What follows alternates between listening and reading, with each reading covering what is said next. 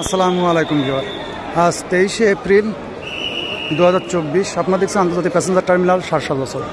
তো প্রতিদিনের মতন বেনাপোল বর্ডারের ছোট্ট কিছু আপডেট আপনাদের শেয়ার করব। চ্যানেলে নতুন হলে, পেজে নতুন হলে অবশ্যই ফলো দিয়ে রাখবেন এবং আপনার গুরুত্বপূর্ণ কমেন্ট অবশ্যই করে রাখবেন। তো আজ যেহেতু 23শে এপ্রিল আর দেখছেন বেনাপোল বর্ডার অর্থাৎ 6:30 বেজে গেছে, এখনই যাত্রী ঢোকা শুরু হবে। আর সামনে যেগুলো দেখছেন এগুলো হচ্ছে ঢাকা কলিকাতার সরাসরি বাসের যাত্রী এবং লাইনে যারা আছে তারাও নর্মাল যাত্রী। যেহেতু 6:30 বেজে গেছে আর এখনই যাত্রী ঢোকা শুরু হয়ে যাবে। তো বলবো প্রতিদিনের নতুন নতুন আপডেট পেতে আমাদের চ্যানেল সাবস্ক্রাইব করবেন, ভিডিওটা বেশি থেকে বেশি শেয়ার দিয়ে রাখবেন ইনশাল্লাহ। আমরা বেনাপোল বর্ডারের প্রতিদিনেরই নতুন নতুন আপডেট আপনারা শেয়ার করি এবং অনেক সময় কথাবার্তার মধ্যে অনেক ভুল ত্রুটি হয়, এই জন্য অবশ্যই ক্ষমা করবেন। কারণ ওইভাবে প্রপারলি আমরা গাইড ঠিকভাবে করতে পারি না, অনেক কাজের মধ্যেই আপনাদের চেষ্টা করি আপডেটগুলো দেওয়ার জন্য। তো সকল ভুল ত্রুটি ক্ষমা করবেন এবং রেগুলার আমাদের ভিডিও দেখার জন্য আমাদের চ্যানেল সাবস্ক্রাইব করবেন এবং আমাদের পেজ ফলো দিয়ে রাখতে পারেন।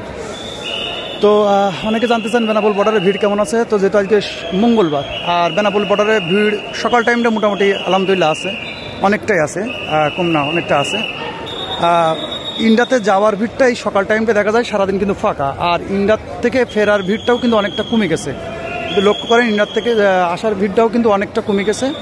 এবং আপনারা যে বিষয়ের উপরে বেশি কমেন্ট করেন কোন টাইমে আসলে ভিড় কম থাকে, তা দুপুর 2টা-3টার পরে যদি বেনাপোল বর্ডারে এসে পৌঁছান সেই টাইমটা কিন্তু ভিড়টা অনেক কম থাকে। পাশাপাশি বলে রাখবো বাংলা টাকার মান। তো আজকে কিন্তু 23শে এপ্রিল 2024, আজকে 72 টাকা প্লাস পাবেন আর কি। পাশাপাশি বলবো যে অনেকেই জিজ্ঞেস করেন ভাইয়া বাংলা টাকা নিয়ে যাওয়া যায় কিনা। তবে বাংলা টাকা নিয়ে কিন্তু যাওয়া যায়, বাংলা টাকা এবং ডলার নিতে পারবেন। ডলারের ক্ষেত্রে ইনডোজ করে নিতে হবে, বাংলা টাকা আপনি নিতে পারবেন, কোনো সমস্যা নেই। আপনি বাংলাদেশি পাসপোর্ট হলে ইন্ডিয়ান রুপি নিতে পারবেন না।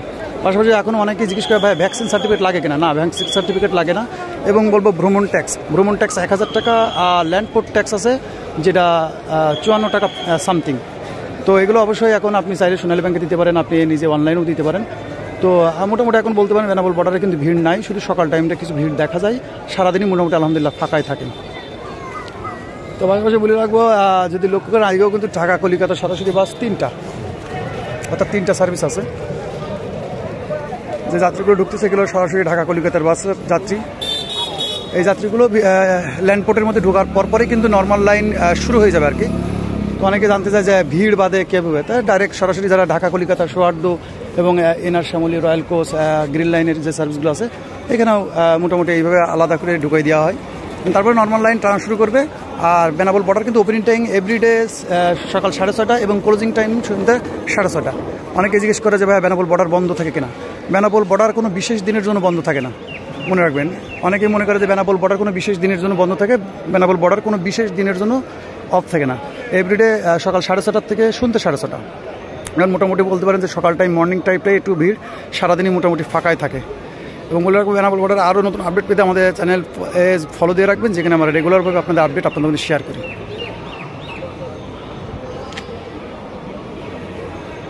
চলেন আমরা একটু লাইনের পিছন দিক থেকে দেখি।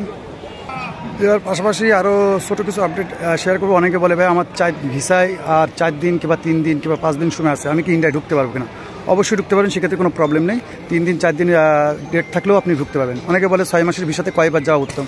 তো বলবো 6 মাসের ভিসা থাকলে অবশ্যই আপনি 6 বার যান, সবথেকে ভালো। অনেকে 15 দিন, 10 দিন, 7 দিন, 20 দিন পর যায়। সেক্ষেত্রে কিন্তু অনেক সময় ইন্ডিয়ান ইমিগ্রেশন অনেক সময় আপনাকে জানতে চাইতে পারে যে আপনি এত ঘন ঘন কেন যান।